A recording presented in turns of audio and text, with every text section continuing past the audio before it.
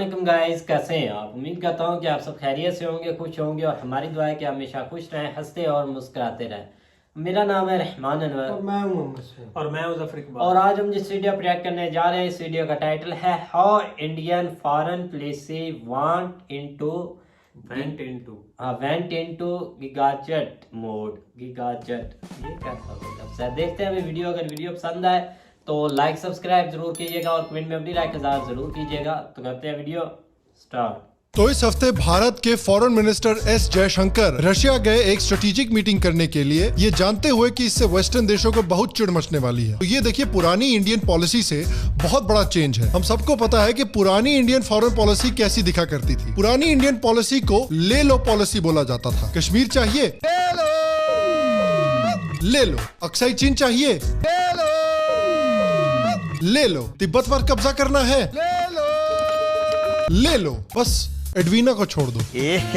रहा नहीं जाता।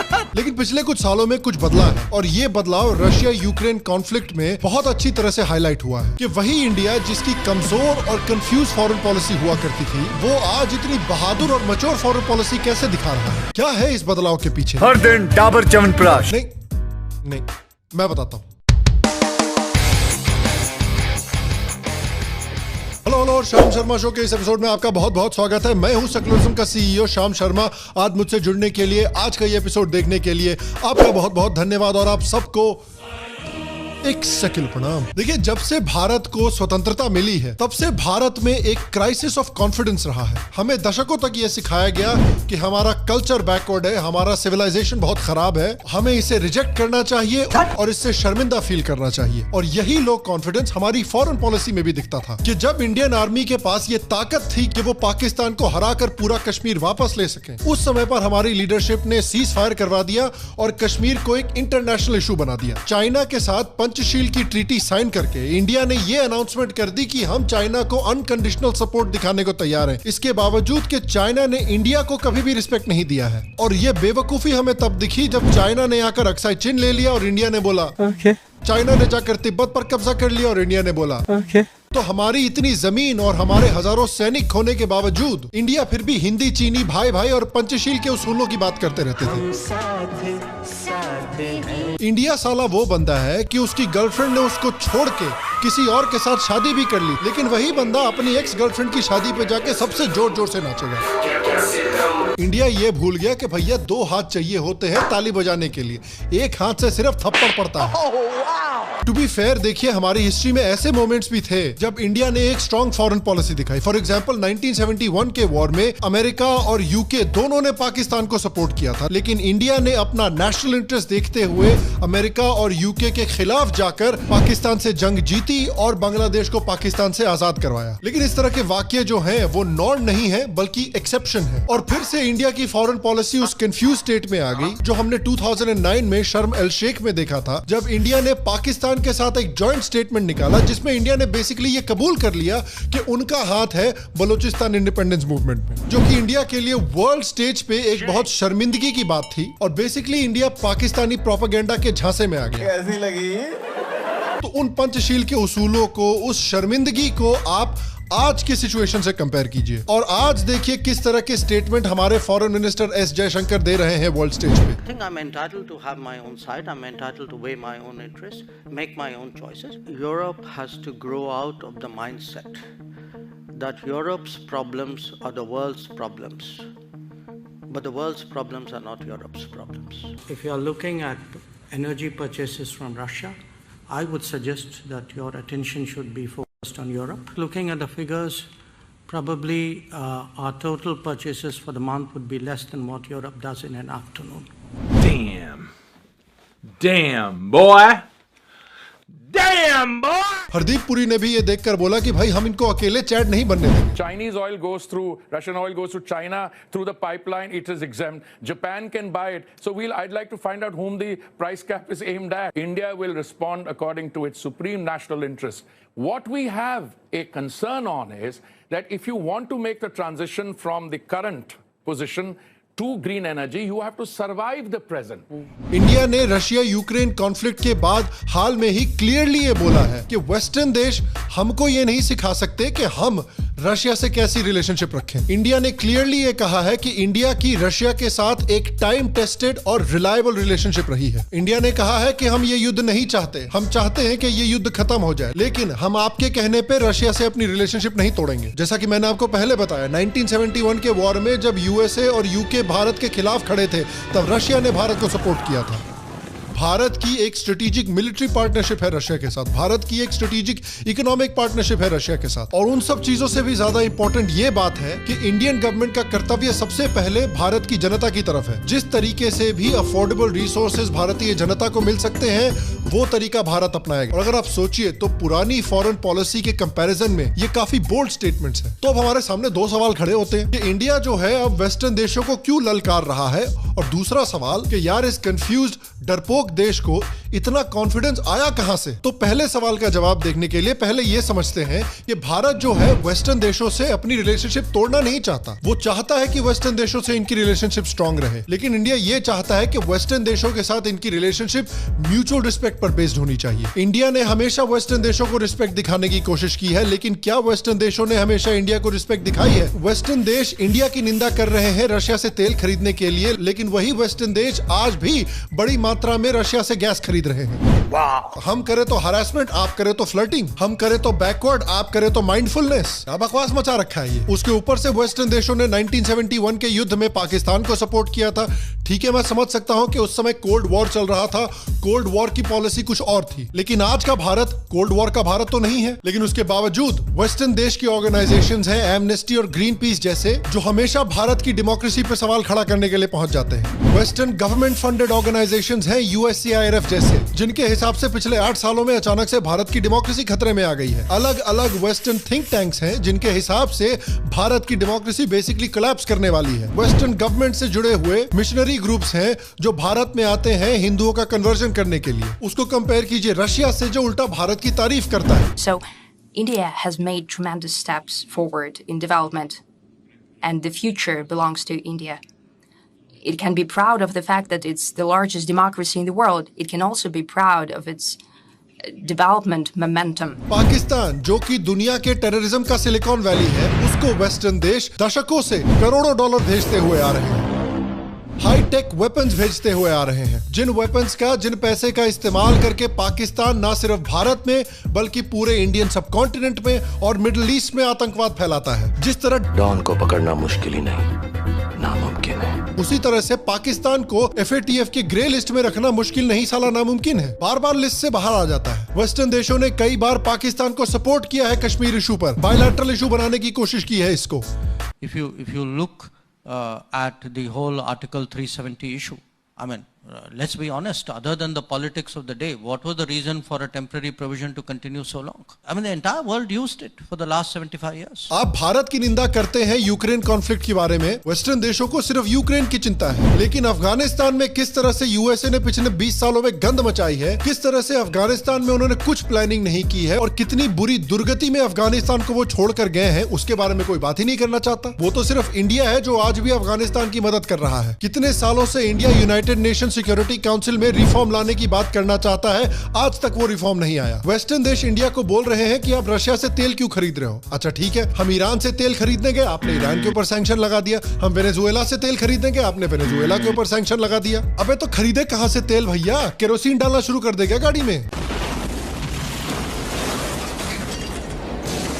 तो इतनी गंद मचाई है वेस्टर्न देशों ने इंडिया के खिलाफ, तो आप मुझे बताइए ये किस तरह की म्यूचुअल रिस्पेक्ट है? वेस्टर्न देश भी साले गुलफाम हसन है। हम उनको प्यार दे रहे हैं, रिस्पेक्ट दे रहे हैं, शोहरत दे रहे हैं, और बदले में तुमने क्या दिया? नफरत और धोखा। ये गुनाह है। और अब तो सिचुएशन बहुत ही खतरनाक बना दी है वेस्टर्न देशों ने। फॉरेन मिनिस्टर एस जयशंकर ने कहा कि यूक्रेन कॉन्फ्लिक्ट के बाद हमें देखने को मिला कि वेस्टर्न देश किस तरह से दूसरे देशों के ऊपर ट्रेड, डेट और टूरिज्म जैसी चीजों का इस्तेमाल करके भी प्रेशर बनाने की कोशिश करते हैं। जिन देशों पर वेस्टर्न देश प्रेशर बनाना चाहते हैं, वहां पर टेक्नोलॉजी रिस्ट्रिक्ट कर देते हैं, उन देशों के एसेट्स फ्रीज कर देते हैं। तो इस तरह के टैक्टिक्स का अगर इस्तेमाल किया जाएगा किसी देश के ऊपर, तो वो तो देश बर्बाद हो जाएगा। और इन वेस्टर्न देशों के टैक्टिक्स को देखकर इंडिया रियलाइज रियलाइज कर रहा है कि इंडिया को इंडिपेंडेंट सप्लाई चेन्स और स्ट्रेटेजिक ऑटोनॉमी डेवलप करने की जरूरत है और इसलिए इंडिया खुद की यूनिक फॉरेन पॉलिसी को फॉलो करना चाहता है। कोल्ड वॉर के समय पर देखिए दुनिया के सिर्फ दो एक्सिस हुआ करते थे, एक वेस्टर्न देश होते थे, एक रशिया हुआ करता था। लेकिन आज के जमाने में हालात डिफरेंट है। आज की दुनिया में 2 से ज्यादा एक्सिस है, वेस्टर्न देश है, रशिया है, चाइना भी एक एक्सिस बन चुका है और इंडिया भी एक एक्सिस की तरह उभर कर आ रहा है। Always be two axes. At this point, I think it's an understood, accepted fact that you have the West, US-led, you have China as the next potential axis. Where does India fit into this? But are you planning to not pick a side? No, I'm sorry. That is exactly where I disagree with you. तो India चाहता है कि इन सारे axis से relationship बनकर बना रहे उनका। वो सिर्फ वेस्टर्न देशों पर रिलाई नहीं करना चाहते क्योंकि उन्होंने देखा है कि वेस्टर्न देश उसी तरह से देशों को इस्तेमाल करके फेंकते हैं जिस तरह से दूल्हे राजा का विलेन औरतों को इस्तेमाल करके फेंकता है। और इंडिया की फॉरेन पॉलिसी ऐसी है कि दुश्मन देश इंप्रेस होकर बैठे हुए हैं। इमरान खान तारीफ कर रहा है हमारे फॉरेन पॉलिसी की। फॉरेन मिनिस्टर को उन्होंने कहा कि रूस से तेल ना खरीदो। उसने आगे से कहा तुम कौन होते हो मैं कहने वाले, यूरोप खरीद रहा है तेल उनसे, हमारे लोगों की जरूरत है, हम खरीदेंगे। ये होता है आजाद मुल्क। यूएई तारीफ कर रहा है इंडिया की फॉरेन पॉलिसी की। मतलब बताइए क्या हालत हो रखी है कि मुस्लिम देश जो कुफारों का विनाश करना चाहते हैं वो तारीफ कर रहे हैं काफिर भारत की। इंडिया की फॉरेन पॉलिसी ने तो मैट्रिक्स में ग्लिच कर दिया है भैया। इंडिया की नई फॉरेन पॉलिसी ये चाहती है कि दुनिया भारत को एक पार्टनर की तरह देखे, सर्वेंट की तरह नहीं देखे। और मिनिस्टर जयशंकर ने कहा है कि पुरानी फॉरेन पॉलिसी पानीपत सिंड्रोम जैसी थी कि जब प्रॉब्लम सर पे आ जाती थी तब इंडिया रिएक्ट करता था। आज का इंडिया प्रोएक्टिव है, रिएक्टिव नहीं है। तो एक ऐसा देश जिसमें कॉन्फिडेंस की इतनी कमी थी, एक ऐसा देश जो हमेशा वेस्टर्न देशों से पीठ थपथपाने के लिए मरा रहता था, उस देश में ऐसा चेंज आया है। ये एक्चुअली काफी अमेजिंग चीज है। तो अब आता है दूसरा सवाल कि भैया ये कॉन्फिडेंस आया कहां से?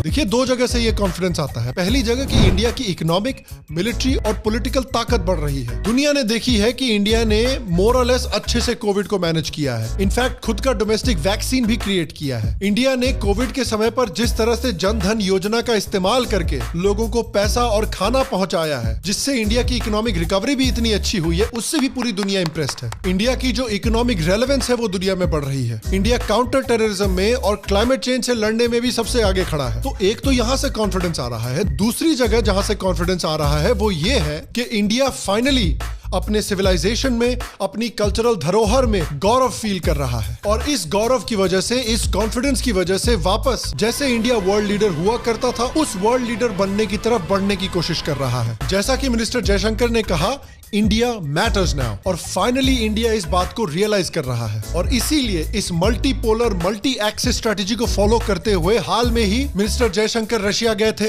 रशिया के साथ स्ट्रेटेजिक पार्टनरशिप बढ़ाने का भी आश्वासन दिया, रशिया के साथ ट्रेड बढ़ाने की भी बात की। इंडिया फिर यूनाइटेड नेशन सिक्योरिटी काउंसिल में रिफॉर्म की बात कर रहा है। यहाँ तक कि इंडिया तो अमेरिकन डॉलर पर रिलायंस को भी कम करने की बात कर रहा है। अब देखिए इन सब चीजों का ये मतलब नहीं है कि इंडिया वेस्टर्न देशों से नफरत करता है। पिछले दशकों में हमें 3 मेन नैरेटिव्स देखने को मिले, क्रिश्चियन नैरेटिव, इस्लामिक नैरेटिव और कम्युनिस्ट नैरेटिव। ये तीनों narrative us versus the other सिखाते हैं, ब्लैक वर्सेस व्हाइट सिखाते हैं। भारत दुनिया को एक चौथा नैरेटिव देना चाहता है, एक भारतीय धार्मिक नैरेटिव जो वसुधैव कुटुंबकम में विश्वास रखता है, जो दुनिया को एक परिवार की तरह देखता है। परिवार में देखिए लड़ाई होती है, परिवार में तू मैं होती है, लेकिन हम अपने परिवार के सभी सदस्यों से रिलेशनशिप बनाकर रखेंगे भाई। फर्ज कीजिए कि आपके माता पिता का डिवोर्स हो जाता है, तो डिवोर्स होने के बाद आपकी मम्मी आपकी दुश्मन थोड़ी बन गई, आपके पापा आपके दुश्मन थोड़ी बन गए। आप तो दोनों से रिलेशनशिप बना के रखोगे ना। यही नैरेटिव भारत दुनिया को देना चाहता है और अपने इंटरेस्ट और अपनी जनता की इंटरेस्ट को सामने रखते हुए स्ट्रेटेजिक ऑटोनॉमी डेवलप करना चाहता है। और मैं आपसे पूछना चाहता हूं कि आपके हिसाब से इंडिया की जो फॉरेन पॉलिसी में ये बदलाव आया है उसके पीछे क्या वजह है? आपको क्या लगता है? नीचे कमेंट सेक्शन में मुझे जरूर बताएं। बाकी अगर आप शाम शर्मा शो का नया मर्च चेकआउट करना चाहते हैं तो नीचे क्लिक करके मर्च को जरूर चेकआउट करें। शाम शर्मा शो के मक क्लब को ज्वाइन करने के लिए शाम शर्मा शो के पेट्रियन पर एक मेंबर भी जरूर बने। अगर आपको आज का एपिसोड पसंद आया तो प्लीज एक लाइक दे, एक थम्स अप दे, इससे मेरी बहुत मदद होती है, इससे शो की बहुत मदद होती है। नीचे कमेंट सेक्शन में मुझे ये भी जरूर बताएं कि आप मुझे अगला टॉपिक कौन सा एक्सप्लेन करते हुए देखना चाहते हैं और मैं आपसे अगले एपिसोड में मिलूंगा। और तब तक स्वस्थ रहें, सुखी रहें, फिर मिलेंगे। और आप सबको एक सेक्युलर प्रणाम। हाँ जी गाइस, तो जैसा कि आप वीडियो देख रहे थे दिशाम शर्मा शो, तो बहुत अच्छा भाई एक्सप्लेन करते हैं, बहुत ही ज़्यादा, और उनके समझाने का भी तरीका बहुत भाई अच्छा है। लेकिन यह है कि अगर देखा जाए तो स्टार्ट से बिल्कुल जैसे उन्होंने फॉरेन पॉलिसी की बात की ना, तो काफ़ी जगह पर इंडिया की फॉरेन पॉलिसी काफ़ी भाई स्ट्रॉन्ग रही थी, लेकिन काफ़ी जगह पर ऐसा मोड़ आया कि जिसकी वजह से फॉरेन पॉलिसी उनकी नाकाम हुई। नाकाम किस जगह हुई, जैसा कि ये तिब्बत वाली साइड देख लें, ये चाइना वाली साइड देख लें, कश्मीर देख लें, मतलब यहाँ पर उन्होंने ये मिसालें दी हैं। लेकिन यह है कि जिस जगह स्ट्रॉन्ग आई वहाँ पर स्ट्रॉन्ग उन्होंने बनकर 71 में भाई पाकिस्तान से अलहदा कर दिया बांग्लादेश को। मतलब उस वक़्त सब इकट्ठे थे, यूएस भी इनकी सपोर्ट कर रहा था, हो सकता है बाकी भी काफ़ी कंट्रीज़ हो, लेकिन काफ़ी अच्छा जा रहा था इंडिया। और भाई क्या बोले, हो गया अलहदा, आप हंस ले, कुछ और भी देना है तो दे दे भाई, अब तो वो और भी मांग रहे हैं। और क्या मांग रहे हैं? बलोचिस्तान, कश्मीर, काफ़ी कुछ मांगते हैं भाई।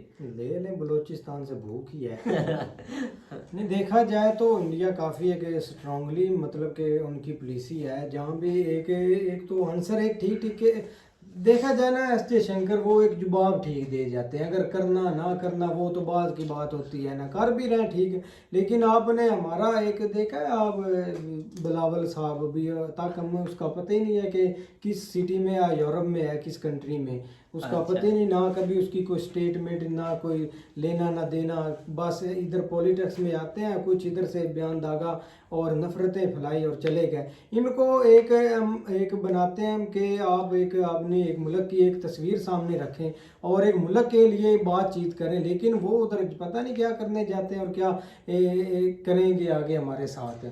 असल में जो फॉरेन ऑफिस होता है ना या फॉरेन मिनिस्टर होता है, उसने अपने पूरे कंट्री की पिक्चर जो है ना वो नेक्स्ट जो सामने वाला कंट्री है ना उसके आगे रखनी होती है।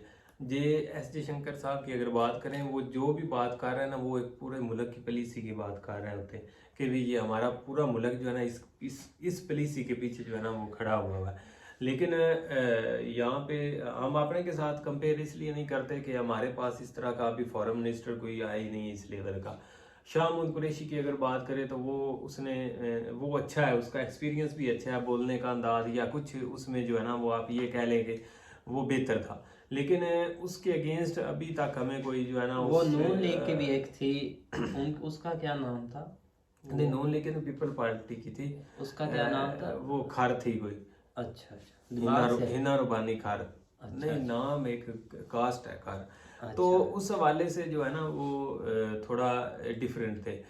बाकी इनकी अगर बात करें तो पहले का जो भी था वो एक चलते रहे मुस्लिम सेल, वो उसमें पिछले उसमें असल में प्राइम मिनिस्टर का भी किरदार बहुत ज़्यादा होता है, ये नहीं कि नहीं, लेकिन फॉरेन मिनिस्टर जो है ना वो उसने पीछे से सारी डायरेक्शन लेके आगे चलना होता है। लेकिन मसला यहाँ पे ये होता है कि वो आगे से उसको लेके, मतलब उसको डिस्क्राइब किस तरह कर रहा है, जो भी उसको पीछे से इंस्ट्रक्शन मिली है या जो भी, मतलब ये नहीं कि उन्होंने जो कह दिया एज इट इज़ जो है ना उसको बयान करना होता है। कुछ जो है ना इस तरह के तरीके से बयान करे कि उसमें कोई एक झलक भी नजर आए कि वाकई कोई बंदा जो है ना वो बोल रहा है। तो ये क्वालिटी उनके अंदर है और इसके ऊपर ही जो है ना वो सक्सेसफुल जा रहा है, क्योंकि हम तो उनसे जिस तरह अटैच है ज़्यादा, ये जो रशिया वाला कन्फ्लिक्ट हुआ है, यूक्रेन रशिया वाला, उसके बाद तो रशिया गए हुए हैं वहाँ पर इसी इशू के लिए, कि वो इशू पहले से जो चल रहा है उसके ऊपर उन्होंने बहुत अच्छी पॉलिसी जो वो सामने रखी है लोगों के, कि भारत क्या चाहता है और भारत किस तरह जो है ना उसको मेंटेन कर रहा है, तो वो उसमें सक्सेसफुल हुए हैं। और वही आज उसके ऊपर दुनिया बात भी कर रही है। आपके जो है ना खुद ex prime minister Imran Khan साहब भी एक दिन नहीं, उन्होंने कितनी दफ़ा इस चीज़ के ऊपर बात की है, क्योंकि हमारा जो मसला पड़ा था जो एज़ पर न्यूज़ या जो एज़ पर इमरान खान, वो फॉरेन पॉलिसी के ऊपर ही पड़ा था जो हमारा इशू हुआ है। तो उन्होंने कहा कि इस तरह जो है ना वो फॉरेन पॉलिसी चलती है आज़ादाना तौर पे, या मुल्क आज़ाद किस तरह फैसले करता है। बिल्कुल भाई, बात क्या करनी, जब तक लीडर नहीं ना अच्छा होंगे तब तक कोई चीज़ एक मैनेज नहीं होगी, ठीक तरीके से ढंग से चलेगी नहीं। और इधर भाई लालची लीडर हैं और लालच में बस मुल्क को तबाह कर देते हैं। अगर कोई अच्छा लीडर आएगा तो फिर देखते हैं क्या वो एक पॉलिसी चलाता है, क्योंकि अभी से तो हम अभी 100 साल पीछे से चल रहे हैं। बिल्कुल भाई, तो वीडियो भी काफ़ी अच्छी थी और काफ़ी अच्छा भाई ने एक्सप्लेन किया और बहुत अच्छा जा रहा है इंडिया। तो अगर वीडियो पसंद आए तो लाइक सब्सक्राइब ज़रूर कीजिएगा और कमेंट में अपनी राय का इज़हार ज़रूर कीजिएगा। अल्लाह।